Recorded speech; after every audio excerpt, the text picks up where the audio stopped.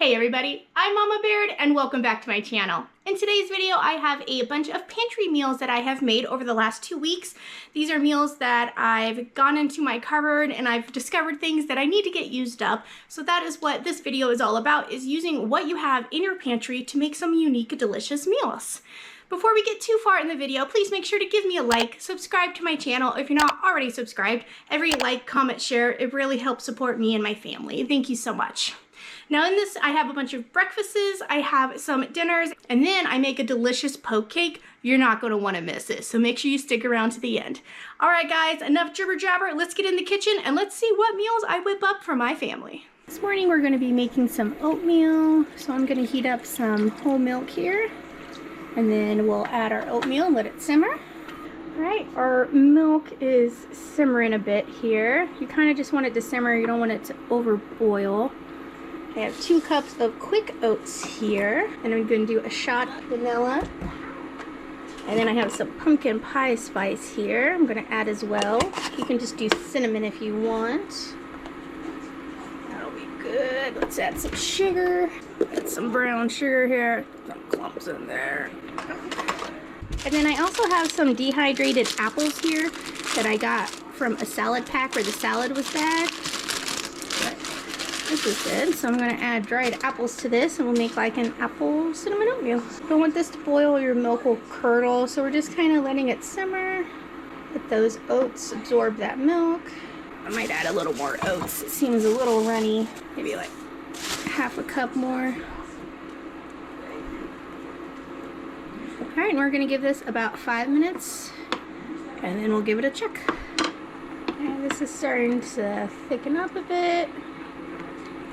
Might have needed more oatmeal, but we'll see. I think as it cooks, it'll thicken up a bit too, as it cooks and as it cools.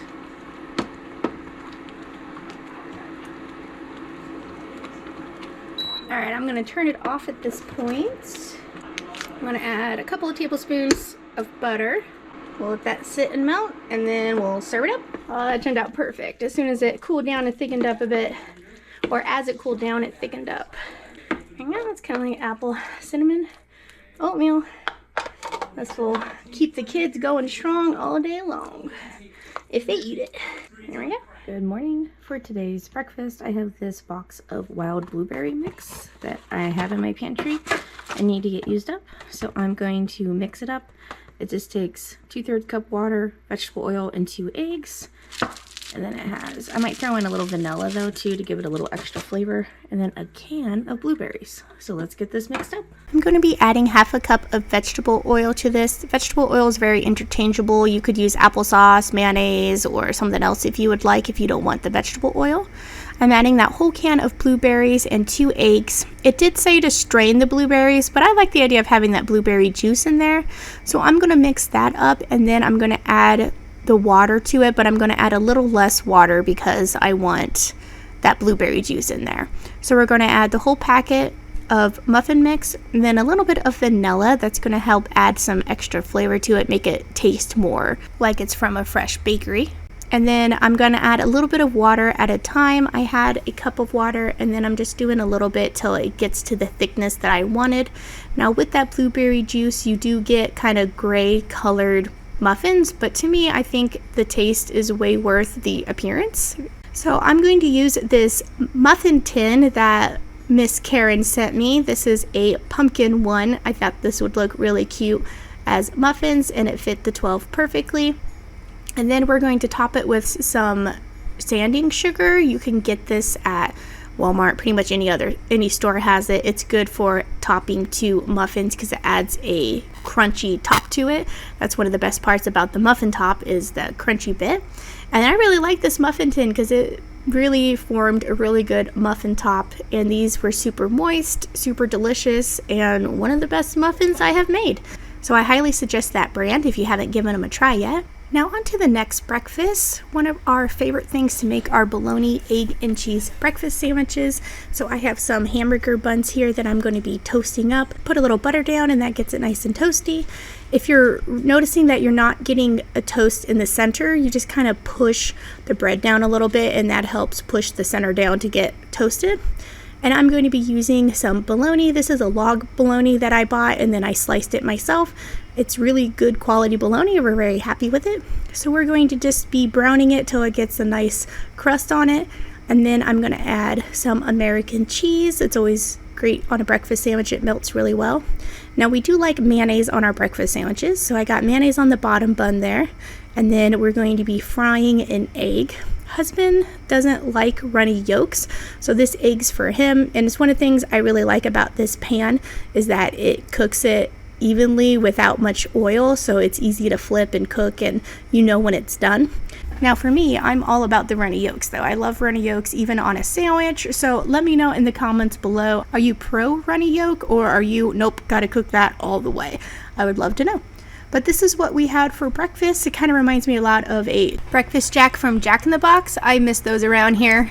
Now for this next breakfast, I saw on Pinterest these little tater tot quiches where you smash thawed tater tots down into a muffin pan and then you put whatever kind of goodies you want on the inside and then you pour scrambled eggs over it. So I was like, you know what, let's give that a try. I'm trying to use up some of my older eggs for my chickens and my turkeys. So I went ahead and smashed a layer on this, and then I have some diced onions, and then I have some spicy sausage / bacon mixture that I need to get used up. So I'm going to put that on half of them with some cheddar cheese. And then for the other 12, I have some leftover ribeye steak from our Valentine's Day dinner the other night. So I'm going to dice that up and make like a steak, pepper, and onion one. I think that's going to be really good as well. So I put up the cut up steak, I have onions, and then I have some freeze-dried bell peppers that I'm going to be adding as well. Kind of make like a Philly cheesesteak was kind of my goal. And I'm going to put Parmesan cheese on this side as well. So I'm scrambling up some eggs. I am going to be adding water to them to kind of make them fluffy. I like to do that with my eggs to kind of make them fluffier. And then we're going to be adding the Parmesan cheese to this side. Now I did not mix up enough eggs, so I did a second batch with my turkey eggs, and it's interesting to see how much lighter the yolk is on the turkeys than it is the chickens. So half of these got chicken eggs and the other half got turkey eggs. You're just going to fill it up till it's full. And that is all she wrote. I did put some pepper on top for a little bit of extra seasoning. Baked this at 350 for 20 minutes and these turned out beautiful. I put some ketchup on the top for the kids, and then I did some hot sauce for husband and I for when we ate ours. But this is something, it freezes really well and it's kind of like little mini quiches, so I love that it's versatile and you can put whatever kind of toppings you want on there. And that's what we had for breakfast. Good morning. Today for breakfast, I'm going to be utilizing this pancake mix that I had in my pantry. Need to get it out. So I'm going to make some vanilla waffles. I have a little bit of vanilla I'm going to add. Now to this, the only thing we need to add is 1 1/3 cup of water per 2 cups of flour. So I'm going to go ahead and say this is probably 4 cups. So let's add 2 1/2 cups of water and then we'll see how it looks.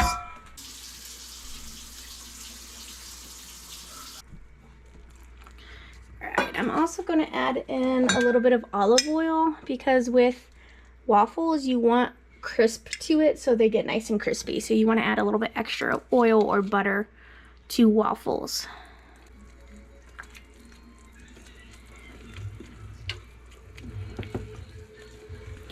Alright, that looks pretty good and it looks thick enough to be waffles. If I need to thin it out, I can add some more water. But I think that'll be good for now. And then I have canned blueberries here that I'm going to add some cornstarch to, and we're going to turn this into a syrup. And that's going to be our breakfast. All right, our griddle. Except for the bunnies, they have ears. I think. On the west ones, they don't. Yeah, it's hot. Yeah, that's hot.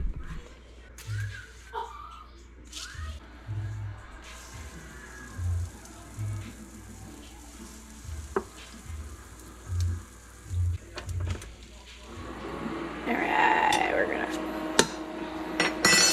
open these blueberries. I'm gonna actually keep some out. Alright, I'm gonna grab some of this blueberry juice here. And then this is cornstarch. I'm gonna add couple of tablespoons into the blueberry liquid here. Add some to the counter too. Make sure this is all dissolved.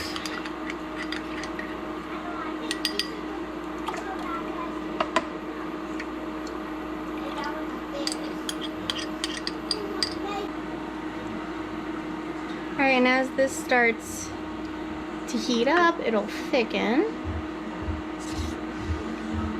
It's gonna be good. Let's check these waffles.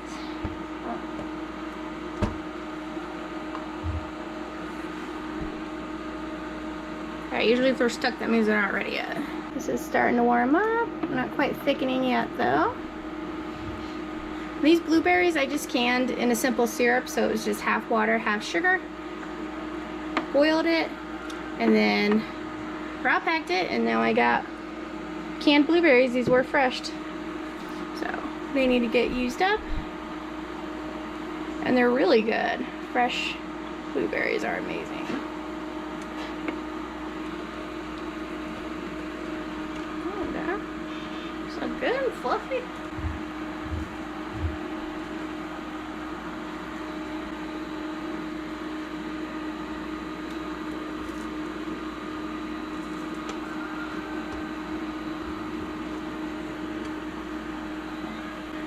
This is starting to come to a boil.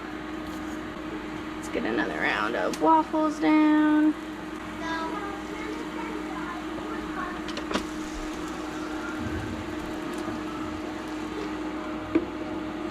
It's thickening, but not quite as thick as I'd like, you know. But this is going to be more of a syrup. I think I'm going to do just a little more cornstarch.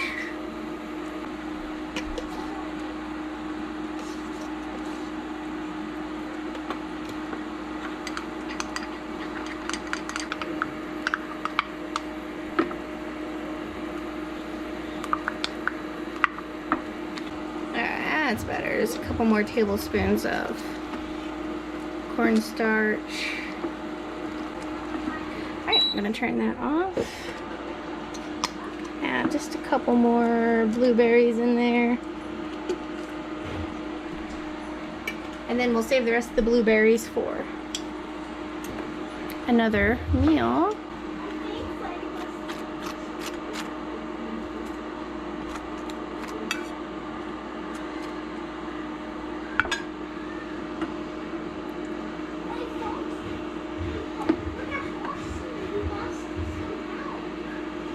Look at that. This is so good. For this next breakfast, I'm going to be making some sausage, egg, and cheese eggs. So this is that hot sausage and peppered bacon that I used before in the quiche. I still am trying to get the last of it used up. So I'm going to add some of it in some olive oil, and we're just going to get this browned up till they're nice and crispy. That adds a lot of good flavor to meat and proteins once you get it caramelized. And then I'm going to be adding my scrambled eggs to it. One thing I like to do with my eggs is go from the outside and pull in. I feel like that makes a really good fluffy egg versus if you're just stirring it, it's going to make a bunch of little bits of scrambled eggs. So it kind of depends on what texture you're looking for, but if we're just eating eggs, I like to have them as one piece and one cohesive egg unit.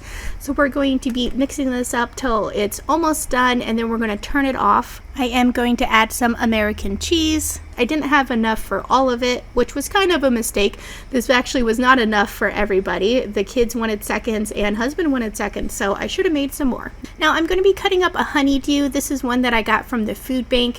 It's one that normally would have gotten thrown out at the grocery store because the outside doesn't look that great, but if you look at it, it is absolutely perfect. I did not find any blemishes or anything on the outside that I needed to cut away, and the kids actually really like honeydew. I don't like it so much. I think it's kind of bland, but the kids really like it, and anytime I can get them to eat fruit and veggies, I am all over it. So I'm giving this a quick dice. This is my Nakano knife I'm using. I can have these listed below. These are amazing Japanese knives that you can get a discount if you use my link. I am definitely super impressed with them. So I went ahead and diced up both pieces, and now the kids have got a yummy snack. Now let's move on to some dinners. Hey everybody, For dinner tonight, I'm going to be opening up this slow cooker chili pack. And first thing you got to do is open it up and rinse all the beans and make sure there's no rocks or anything in there, because that could happen. So we are going to open this up. This is going to go straight in the crock pot, no soaking or boiling or anything like that. Here's our seasoning packet. It looks like there's pinto beans, kidney beans, black beans, and little red beans. So we'll get these rinsed off and I'll come back. All right, this is all rinsed and I picked through it a little bit. I did not see any debris to pick out. All right, now I'm just gonna follow the instructions on this. Rinse and thoroughly dry your beans. Cook ground beef. So I'm gonna use frozen ground beef. Pour rinsed beans in a slow cooker, and then we're gonna add beans, onion, green pepper, garlic, and half of the chili seasoning. Okay. And then we're gonna add 7 cups of warm water. All right, so let me scrounge together all of those ingredients and then I'll bring it back. All right guys, I was digging through the freezer and I have this pack of peppers and onions frozen because I don't have any fresh cut up at the moment and they need it in here. And I'm gonna be adding my frozen ground beef to this as well. So I think it'll be fine. I'll just might add an extra half an hour or so onto the time to get the frozen cooked. I mean, I do have tons of onions behind me here, but I'm using those for a different recipe. So this is just frozen sliced ones. I think this one called for diced, but it'll be fine. It's also something where because we're gonna stop and then we're gonna add tomato stuff to this after this cooks for a while. So that will be the time that I can maybe break those up if I don't want long strands or something. And then this ground beef's also cooked with diced onions. So that'll be nice. What else does it say? Onions, peppers, meat. I think half the seasoning, right? Oh, it wants a little bit of garlic in there too. All right, so half of the seasoning pouch. Done. Save the rest over here. Smells good. The chili smells like chili. All right, what else? What am I putting in here? All right, and then it calls for 7 cups of liquid water, it says. This is about 3 cups worth of turkey stock that I need to get used up. So I'm gonna have that in there, and then we'll fill this up with cold water. There we go. I think that is it for now. I got, let's see, beans, check, ground beef, check, onions, peppers, check, seasoning, check, 7 cups of water. Yep, cook on high for 4 to 5 or low to 8 to 9. So let's do high, low. Plug it in first. Need one with a longer cord. Plug it in over here. Here we go. Do high. All right, so we'll let that sit, and then I'm gonna set a 4-hour timer.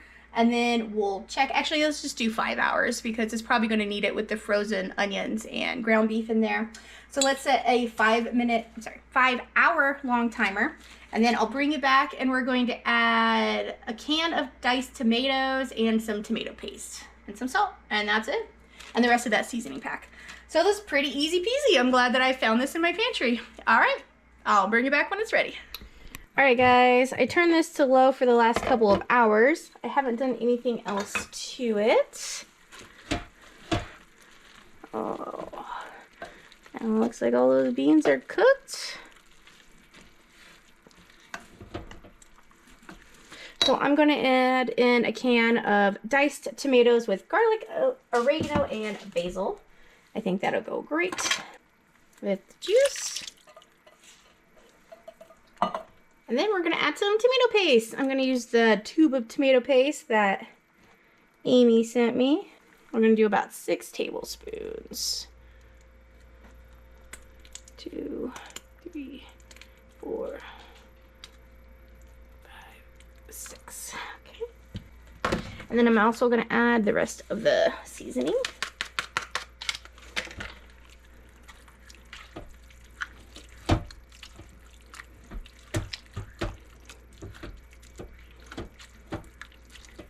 And we're gonna let this cook on low for another 30 minutes and then we'll give it a try. Well, I thought I was recording, but I didn't. I added some more salt, and then I also added some Who's Your Sister sauce, and I think it tastes great.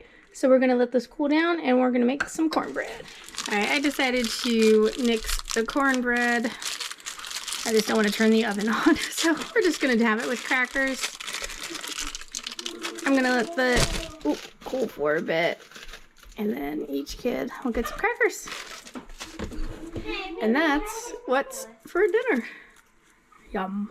For this next dinner, I have 3 chicken breasts that I need to get used up, so I'm going to put them in the crock pot with a full jar of verde salsa. Now, this was a lot of salsa, so I did have some juice and sauce left over, but that's okay. Good flavor. And then I'm going to put some Who's Your Sister sauce in there and just kind of lift the chicken up to make sure it's not directly on the bottom of the pan.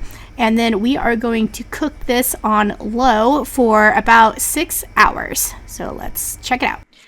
Alright, this has been going on low, I don't know, 5 hours or so. I can smell it, so I thought I'd come and check to see if it's cooked. And it is. So I'm going to turn this off. Alright, I'm just going to get this all shredded up.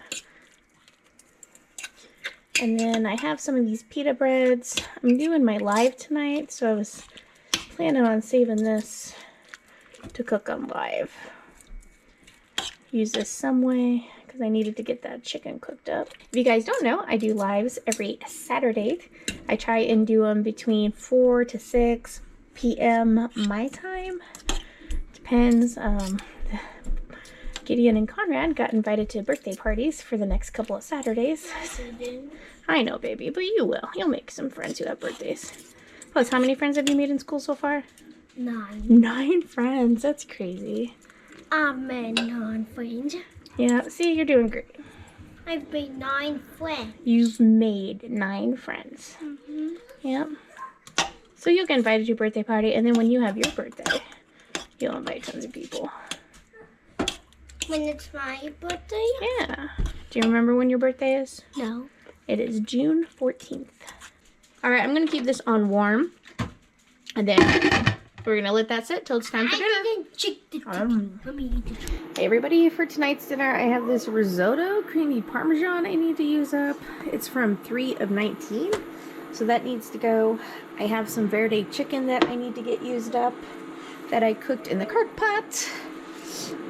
So what I'm going to do is I'm going to put some olive oil in this pan. Whoa, not that much.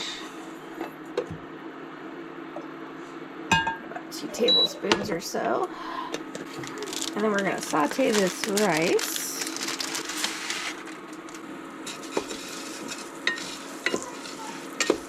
We're just going to saute this for a couple of minutes till it starts to get toasty.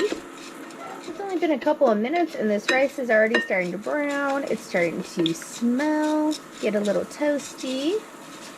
So we'll do couple more seconds, and then I have 2 cups of water here I'm going to add, and then this chicken with the verde salsa. The salsa, I had a lot of salsa left in it, so I'm going to include that as some of the liquid in here.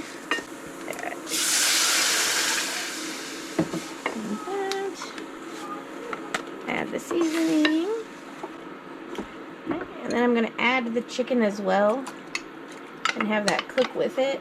Like I said, that salsa is kind of runny, so I think that'll help add a lot of flavor to that rice. Alright, we're going to put a lid on this, and we're going to let this simmer for 20 minutes. And then I'll bring it back. I almost forgot to film it, guys. It was done. So it cooked for its 20 minutes. I turned it off. Don't mind the lightsaber in the background. Well, that's what's for dinner. That looks really good. Let's give it a try.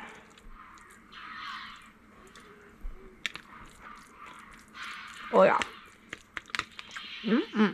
For this next dinner, I have some short grain brown rice that I need to get used up. So it's roughly 4 cups of it. So I'm just going to cook all of it at one time. I'm going to make it kind of like a Spanish rice. So I'm going to be using some enchilada sauce that I have left over from another meal. We're going to cook it in that, as well as some corn cob stock that I have here. Now, if you notice, this is the 3rd time that I used this canning lid, and it worked absolutely fantastic. So that's one thing that I suggest, is reusing canning lids, but it is not recommended, so do that at your own risk. We're going to get this boiling. I think I did also add a cup of water to make it even water to rice ratio. And then we're just going to let this cook for about 40 minutes on low, and then we're going to fluff it. I do wish that I had added some more liquid and cooked it a little longer because it was a little crunchy, but it was enough to get the job done. Now I'm going to be making some refried beans. So I have a can here of pinto beans that I drained most of the liquid out.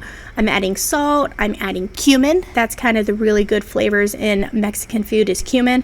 So I'm going to add that into it. And then I'm just using my immersion blender, and this works fantastic when you're wanting to blend something up. It fits directly into the can, so you don't even need to take it out of the can. And then you can decide if you want chunkier by having beans left in there, or if you like it completely smooth. That's completely up to you. Now when it's done, you just pop the top off. I always like to give it a good scrape. Make sure you're getting all that goodness off. You don't want to waste it. I also used a little spoon here to get up and under the blade, and then the only cleanup is this going in the dishwasher. So I really like using that method. Now I'm going to be using these pita breads to kind of use as a pizza bread. Instead of a sauce, we're going to put our refried beans down on all of them. That'll be like a nice base. And then I'm putting the Spanish rice. I don't know about you guys, but I like using my hands. Yes, my hands are clean, but it's something where I just like to feel the food and have that personal touch to it, you know. And then I have that verde chicken that we have made before. I have some of that left over, so we're going to put that on top. And then on top of that is some cheddar cheese. So it's kind of like a taco pizza is what I was going for, with beans, Spanish rice, and then that verde chicken, which is also kind of Mexican. And then you're just going to bake this in the oven. I did 350 for about 10 minutes, just until it was melted and toasty. All of these had a really good crunch to them. I'm super impressed by using these as a pizza. What kind of things do you guys use extra pita bread, or this isn't naan bread, it is pita bread.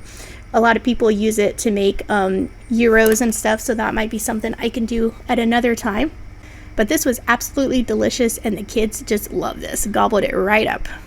Now for our dessert, I'm going to be using some chocolate mix that's from February of 2020, so it needs to get used up.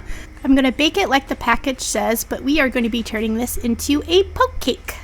Alright, this has been cooling for about 20 minutes. So we're going to mix up our Jell-O, and then I have some peanuts here. I have peanut butter flavored topping we're going to mix into the Jell-O instead of peanut butter. And then I have some chocolate sauce that we're going to heat up and use this as the chocolate topping instead of a dang it, a can of frosting. Alright, so this is a little extra pudding than it calls for, because this is a big pack. But we need 3 cups of milk. Let's do 2.5 just to make it extra thick. This is going to sit for about 2 minutes. It's not going to get fully solidified because we're going to have it in the cake. So we're going to mix this, and then I'm going to take a little bit out, and then we'll mix in. This is, usually you use a cup of peanut butter in here. This one is 12 ounces. So we're going to use 1 cup in here, and then we'll save half a cup for our whipped topping, which I have in the fridge thawing. All right, let's let that sit. We're going to poke holes in this.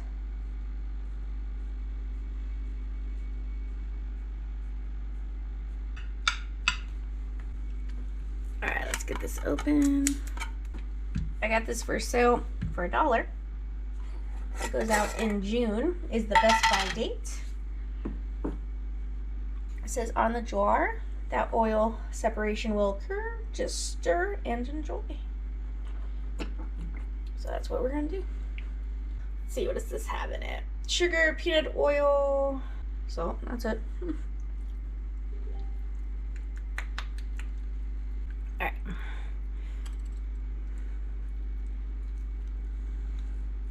I'm gonna mix about a cup in with the pudding here.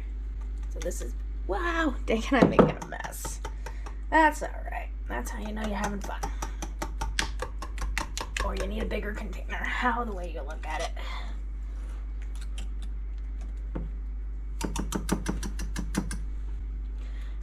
Switch to the spatula. Might be a little easier than the whisk. Let's see. Now that pudding's thickening up.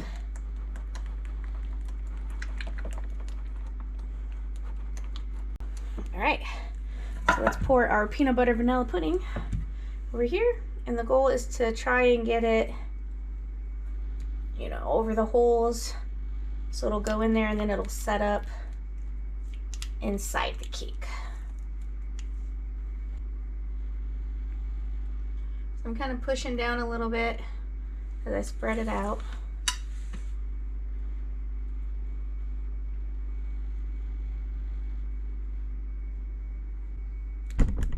Oops, excuse me.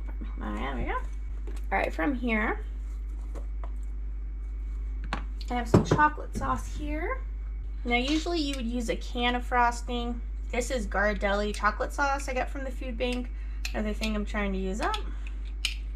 So I'm gonna take about a cup's worth from here. This is pretty strong chocolate. And then I'm gonna microwave this for 30 seconds. All right, 20 seconds was pretty perfect. All right, now, drizzle this over. Oh.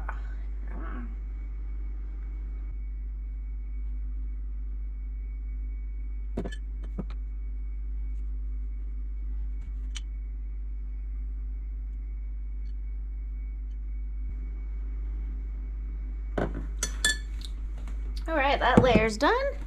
Now, last one, we have our Cool Whip here. Cool Whip. Why are you emphasizing the H? All right, let's add the remainder of our peanut butter. This would be about half a cup. I'm just going to use this whole jar.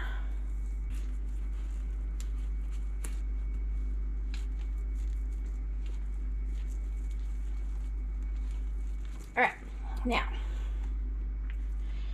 let's put the Cool Whip. I don't know how this is going to work, trying to spread this. We shall make it work. This was actually easier than I thought it would be, and I really like the idea of being able to spread this Cool Whip top. You guys just love Cool Whip. It's something that's very versatile and you can use it in a lot of different ways. So this really made this cake. Wow, that looks good. Okay. All right, next thing I'm going to do is garnish with some peanuts. Another thing you could do to garnish this would be like Reese's peanut butter cups, if you want to do that. I don't have any. I try not to keep those on hand. If I do, then I eat them. So that's probably why I don't have any. But, so these peanuts I need to get used up though, so I'm just going to dice them up. We're going to add them on top as a little garnish. Now, if you don't have this peanut butter topping, you're supposed to use just regular peanut butter. But I had that topping I was trying to use up, so regular peanut butter works great as well. Is the normal recipe.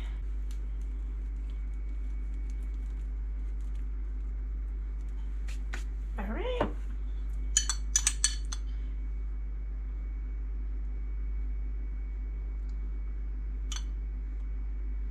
Alrighty, that's it. Now this is going to go in the fridge for at least 4 hours to overnight. And then we'll cut into it and we'll give her a try. Now, I did film where we ate the poke cake, but I can't seem to find it. So it was absolutely amazing though, that chocolate with the peanut butter. I've never had anything like it.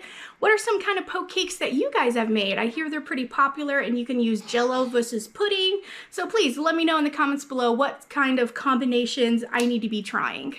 Well, I hope you enjoyed the video and everything that I whipped together for my family. Thank you so much for watching, guys. I'll catch you next time on Mama Baird's.